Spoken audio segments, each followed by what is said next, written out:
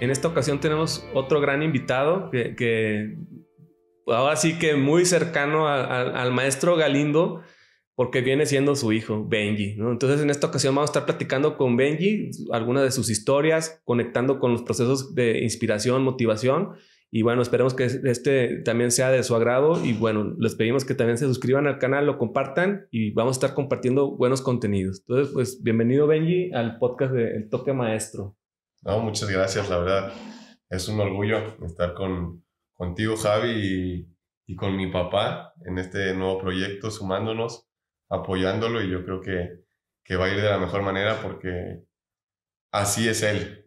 Mi papá, con todas las cosas que hace, le pone todo el empeño del mundo y así ha sido toda su carrera, toda su vida, entonces yo creo que esta no va a ser la excepción. Si tú escuchas el Toque Maestro, así como el título, ¿qué te viene de referencia en base a eso? Y la verdad que yo al escuchar la palabra maestro, más allá de los maestros que que tuve de chico en el colegio, la verdad, yo escucho maestro y se me viene a la mente mi papá, porque yo creo que pues desde que nací prácticamente toda la gente se refiere a él como el maestro. Entonces, pues sí, prácticamente mi papá. Benjamín, para ti que tienes el título de maestro, ¿qué representa llevar ese título y que la gente te reconozca como maestro? Al principio no me adaptaba, pero ya con el tiempo realmente me gustó gracias al trabajo que tú hiciste durante toda tu carrera. Excelente. Y bueno, vamos a empezar a contar historias.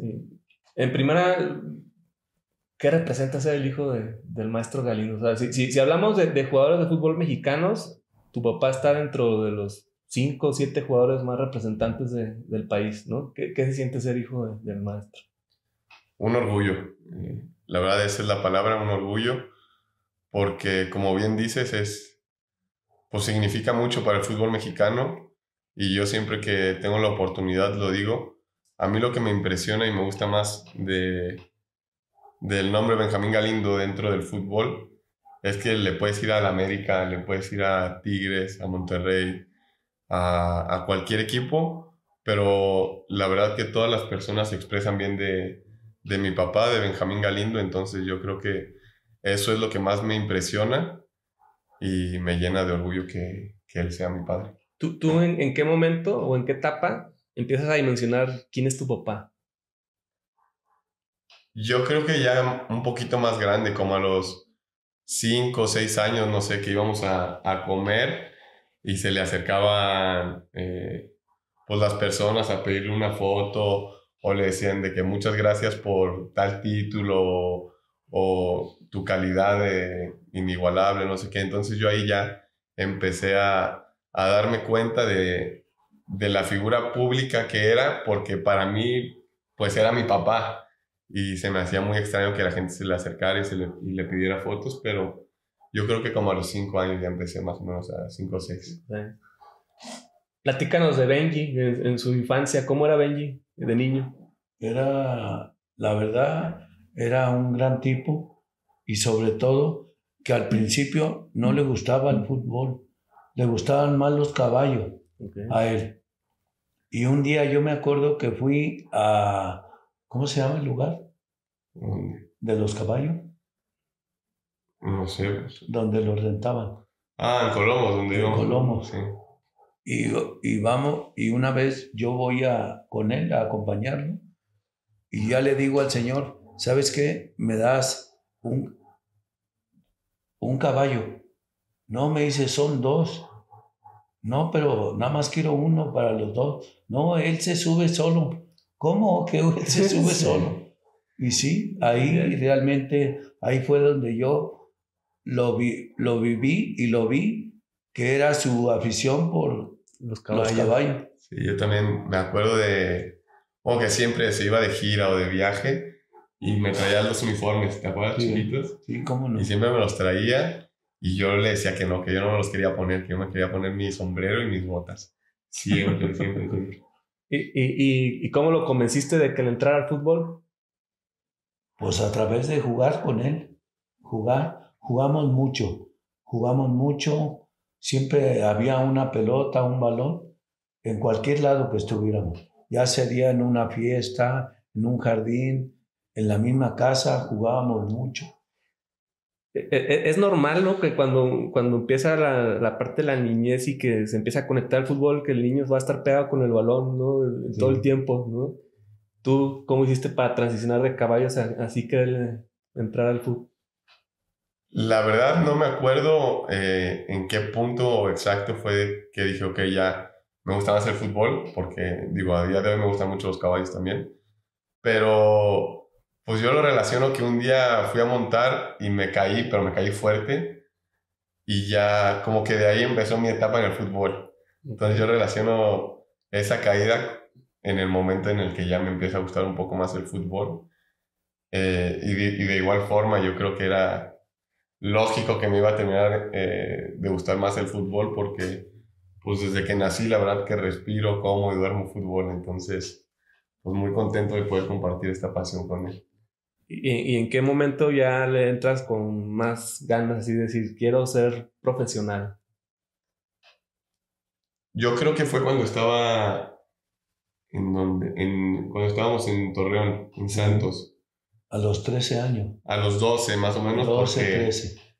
ahí ya fue cuando hice pruebas en las fuerzas básicas de Santos, cuando mi papá estaba entrenando y que estaba Lalo Regis, me acuerdo, de director deportivo. Entonces, ya como a los 12 yo creo que fue que empieza mi viaje profesional o más en serio en el fútbol. ¿Y tú, Benjamín, en qué momento detectas que Benji está listo para ser profesional? En esa etapa, más o menos. A los 13 años, más o menos. ¿Qué características le veías a Benji? Tenía estatura, tenía personalidad. Es lo que más le admiro yo a él. La personalidad que tiene y sobre todo el liderazgo que él tiene. ¿Cómo lo describes a nivel de liderazgo? O sea, ¿qué tipo de liderazgo ejerce? Él realmente, él dentro de su equipo, él prácticamente él es el líder. ¿Te gusta llevar la capitanía del equipo? Sí. ¿Y tú cómo te sientes siendo líder dentro de un equipo? Bien, la verdad que me gusta esa responsabilidad, me gusta y para mí es un orgullo portar el gafete en este caso ahora en Cancún porque me gustan los desafíos. Entonces yo creo que ya el ser jugador profesional es un desafío, el ser capitán de un equipo profesional todavía más. Entonces a mí me encantan las cosas o los desafíos que tienen cierto grado de dificultad. Entonces pues lo disfruto y trato de aprender con los consejos que él me da y la gente más grande también. Ahorita que tocas el tema de desafíos, a ver, platícanos alguno que te haya dejado marcado, así que digas, esto tuve que darle la vuelta de una manera significativa. Pues yo creo todos se acordarán en mi debut. Yo siempre le he dicho que fue una mezcla de sentimientos porque logré lo que había soñado desde chiquito, que era debutar en el fútbol profesional y con Chivas, que o sea, poco se habla de eso, son contadas las personas que pueden debutar en el fútbol profesional y en Chivas. Y a la vez fue un poco amargo, triste, difícil por cómo se dio. Entonces yo creo que ese a día de hoy ha sido el reto profesional o desafío más difícil que he tenido que afrontar, porque pues, era un joven, prácticamente tenía 19 años y que 40 millones o 35, no sé cuántos aficionados me abuchearon, con justa razón, si tú quieres verlo, están en todo su derecho, pero yo creo que ese ha sido el desafío más grande que he tenido que afrontar a día de hoy. ¿Tú qué le dirías a ese aficionado que en su momento a lo mejor por uno o dos errores que te etiquetan, o sea, qué le transmitirías desde el punto de vista cómo lo vive el jugador y qué necesitaría el jugador para que se motive más? No, digo, a ver, al final yo soy fiel creyente que la vida es entendida viendo hacia atrás, pero vivida hacia el presente o hacia el futuro, hacia adelante más bien. Pues le daría gracias. Gracias porque me hizo ser mejor ser humano, mejor hombre, mejor jugador de fútbol.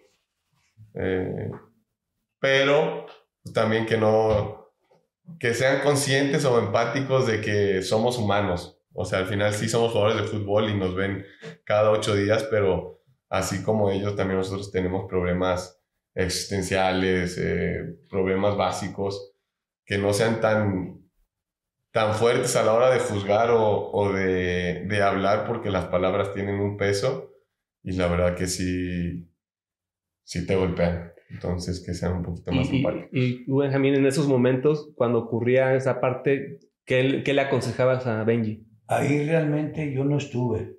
No estuvimos ni mi esposa ni yo, porque andamos de viaje la vez de su debut. Y sí, nos dimos cuenta después. La verdad se magnificó mucho, que ahí realmente él como defensa, cualquiera puede tener un error, cualquiera. Llámese como se llame. El más grande futbolista tuvo 20,000 errores también, y de eso se aprende, como él lo dice. De ese error aprendió muchísimo para seguir adelante. En tu caso, ¿algún error que te haya marcado, así que también te haya pesado en tu momento? Fíjate, cuando fui técnico de Chivas en la Copa Libertadores, ahí yo tuve un partido que jugamos contra Paranaense, que yo no me ajustaba ni la banca. Y yo fui a ir con todo a ese partido, a arriesgar todo, pero a sabiendas después que yo cerraba en casa, y de eso sí me arrepiento, de ese partido. La verdad que no lo hice bien y siempre se me quedó en la mente. Ok. ¿Qué hiciste después? ¿Qué hiciste diferente? A partir de ese aprendizaje, ¿qué hiciste diferente? Pues haces lo que realmente tienes que hacer. O sea, ser más sensato en tu accionar. Okay. Que tampoco el ganar eres el mejor, ni perdiendo eres el peor. Okay. Esto va muy de la mano pues con inteligencia emocional hasta cierto punto, ¿no? Al final hay una definición de la inteligencia emocional que nos dice que es saber reconocer las emociones, saberlas canalizar, ¿no? ¿Cómo lo fuiste canalizando? La verdad que fue un proceso largo, o es un proceso, digo. Al final nunca dejas de aprender y de evolucionar como persona, pero con trabajo con mi psicólogo estuvo muy de la mano, igual mi familia, porque yo en ese momento no lo veía, pero claramente caí en una depresión. Tuve que cerrar mis redes sociales, me aislé, porque era demasiada la presión para mí en ese momento. Le agradezco a mi familia que nunca me soltó, a mi papá siempre estuvo ahí pendiente, mi psicólogo, en su momento Matías, que era el entrenador, siempre estuvo al pendiente, pero pues sí, yo creo que es trabajo con profesionales y tus propias ganas de querer salir de donde estás. Ahorita que tocas el nombre de Matías, ¿no? Te tocó estar ahí en la etapa de Matías. ¿Cómo describirías a Matías en la etapa de Chivas a nivel de entrenador? Bueno, hablando ahorita de liderazgo, la verdad como un líder nato, una persona con un gran poder de convencimiento hacia los demás. La verdad yo creo que esa es una de sus grandes cualidades. Mi papá no me dejará mentir. ¿Tú qué trabajaste con él? Yo me quedo con la persona que es. La verdad es un gran ser humano. ¿Y qué le aprendiste a Matías? ¿En cuanto a profesional o...? En general, cuando estuviste en Chivas, ¿qué te llevas de Matías y que hoy en día lo traes? Bueno, ahorita que dices que hoy en día lo traes, tengo un tatuaje, una espada que significa... O bueno, él siempre hablaba que se movía mucho con el código Bushido, que son 7 reglas. Entonces, pues me lo tatué porque me lo enseñó y me gustó, porque yo creo que es una persona que se mueve con el corazón, obviamente muy pensante, pero es una persona que va al frente con los suyos yo creo que está bien reflejado en cómo le fue a Chivas en la etapa en la que él estuvo. Entonces, pues yo traigo un tatuaje por él. La verdad es una persona muy importante en mi vida profesional. Fue el que me dio la posibilidad de debutar y me apoyó en el momento más difícil de mi carrera. Y bueno, después de esa etapa que no fue tan fácil, ¿cómo empiezas a recuperar tu confianza? ¿En qué momento ya dices, esto ya quedó atrás y tengo que seguir adelante? Cuando, bueno, no entro en planes en Chivas y me voy a Estados Unidos, a Reno, en la USL. Y yo creo que ese fue un punto de inflexión muy importante en mi vida porque era la primera vez que vivía solo en otro país, en otra cultura, otro fútbol. Y fue difícil, la verdad me costó. Había días o noches que le marcaba llorando a mi papá o a mi mamá y les decía que ya no quería estar allá, que tal vez el fútbol no era para mí. Te cuestionas todo, en esos momentos te cuestionas todo, pero pues siempre sentí el apoyo, no tanto de, no, sigue echando ganas, de que tú puedes. Ellos siempre me dijeron, el día que tú creas que no es por ahí, nosotros te vamos a apoyar, pero estate tranquilo y muy seguro de cuál es la decisión que quieras tomar. Entonces yo creo que el irme a Estados Unidos, alejarme un poco de todo el fútbol mexicano me ayudó bastante para sanar cosas en mi interior y posteriormente pues seguir trabajando, pero yo creo que el irme a Estados Unidos me ayudó bastante. Ok. ¿Y cuándo regresas a México? Yo, bueno, ahorita contaba a mi papá antes de empezar el podcast que le pasó algo muy curioso que después de firmar con Chivas, como a la hora le habla el presidente de América. Más o menos a mí me pasó algo similar, me contó mi papá ya después, que yo firmo con Reno un préstamo de un año para irme a jugar allá, y como a los 3, 4 días te habló Marco Garcés, ¿te acuerdas? Marco Garcés en ese momento estaba en Pachuca y le preguntó que qué onda conmigo, qué iba a pasar, cuáles eran sus planes, que les interesaba, y qué le contaste. Bueno, que él te conocía muy bien y que te quería él para Pachuca. Sí. Entonces, era un tipo que te conocía, tu trayectoria, y te quería para Pachuca.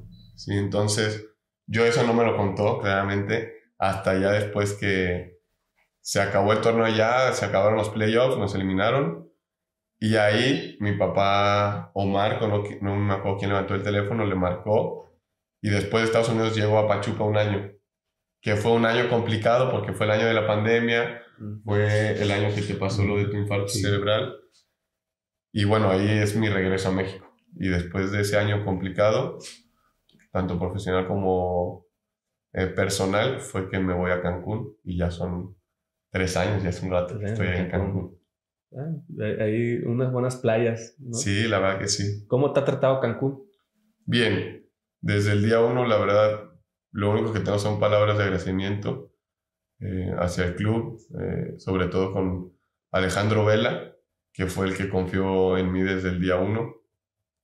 Muy contento porque yo creo que en Cancún fue cuando me empiezo a volver a sentir importante, querido por una institución. Entonces yo creo que eso es importantísimo para el jugador, para que empiece a rendir de la mejor manera.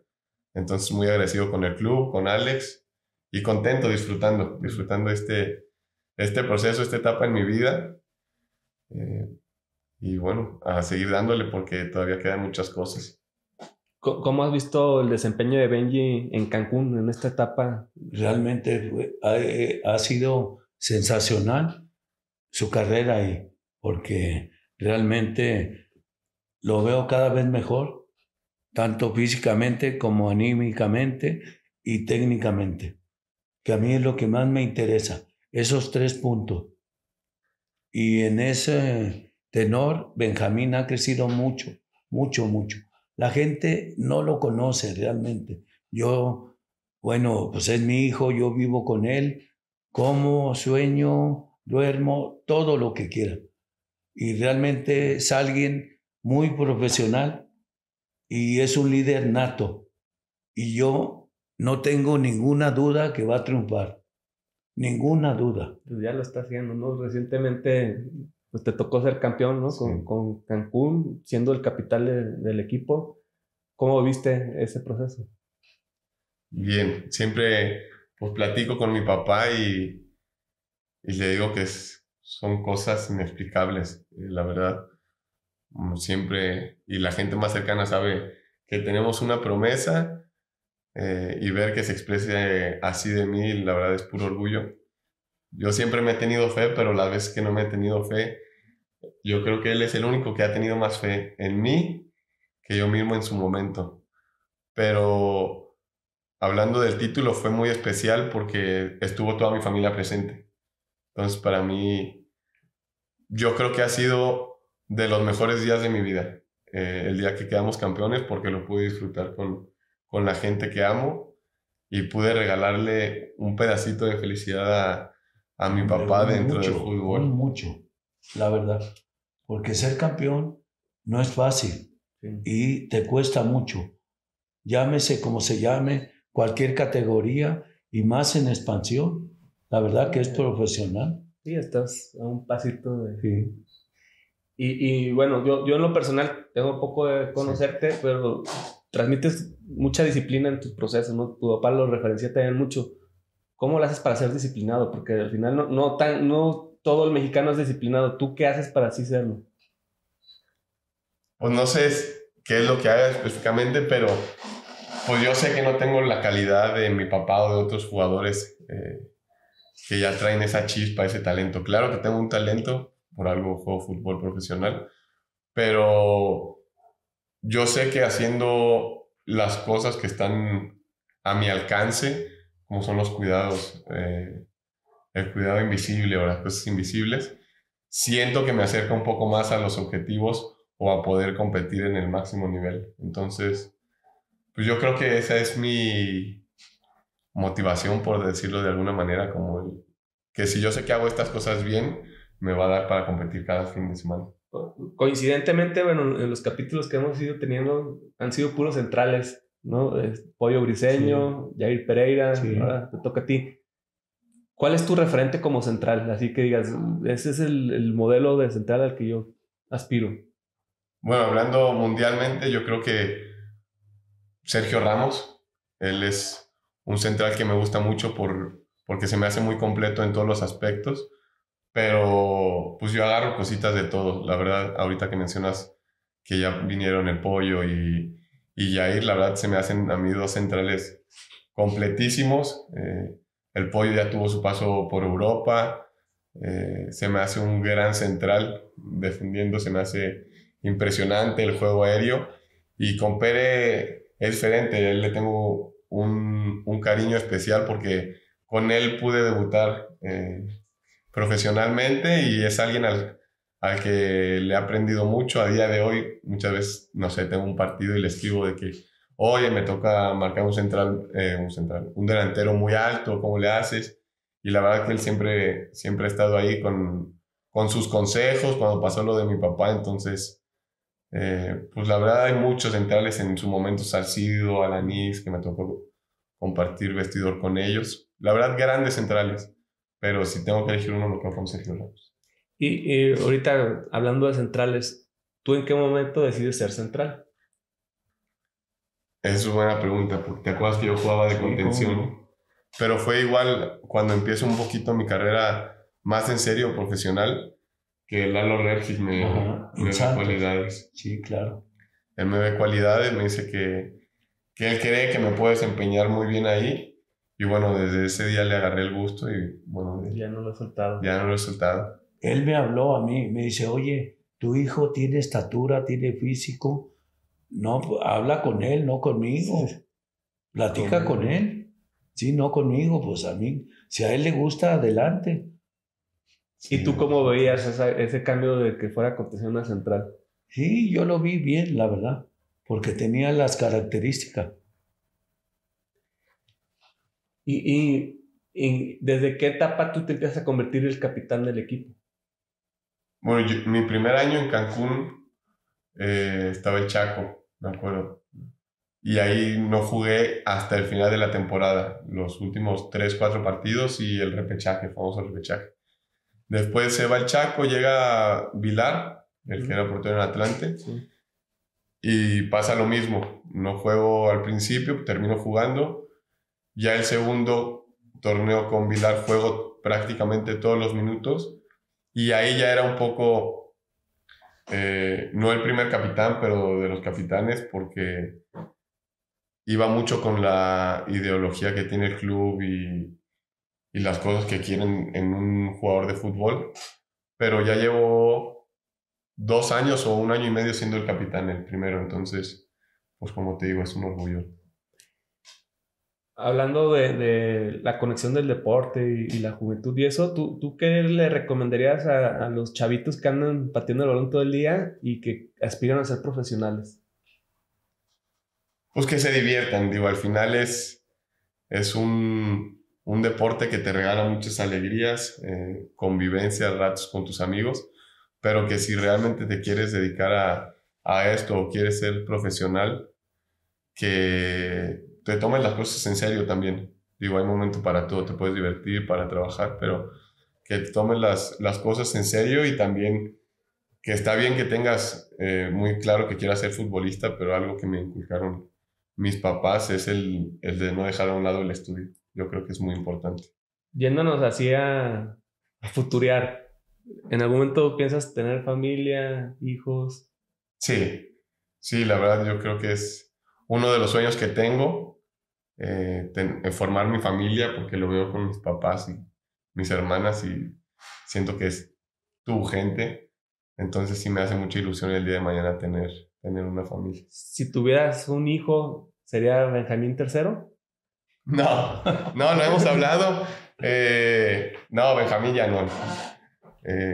Yo creo que sería Luciano como mi abuelo, Sí. pero ya Benjamín, ya basta de Benjamín. ¿Y tú, Benjamín, te gustaría un nieto futbolista? Sí, por supuesto que sí. Por supuesto, es lo que más deseo. ¿Qué le enseñarías a un nieto? O una nieta, porque ya también puede haber mujeres futbolistas. Sí. No, pues enseñarle lo que es la vida, primeramente. ¿Por qué? Porque el fútbol es formativo. Es formativo. No es fácil llegar a primera división. Tienes que sacrificar muchas cosas. Ustedes, cuando en tu etapa de jugador activo, Benjamín, y con la familia, eso, pues estuviste en varios equipos. ¿La familia iba contigo a cada ciudad a la que te movías? A todos lados. Gracias a Dios tengo una gran mujer que siempre, la verdad, hacía casi todo. Yo en toda mi carrera, a los 22 años, no ayudé a una mudanza, salvo en una de México para acá.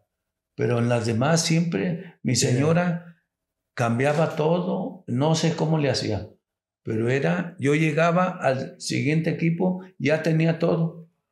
Y tú, en específico, ¿cómo vivías el cambio de ciudad en base a la profesión de tu papá?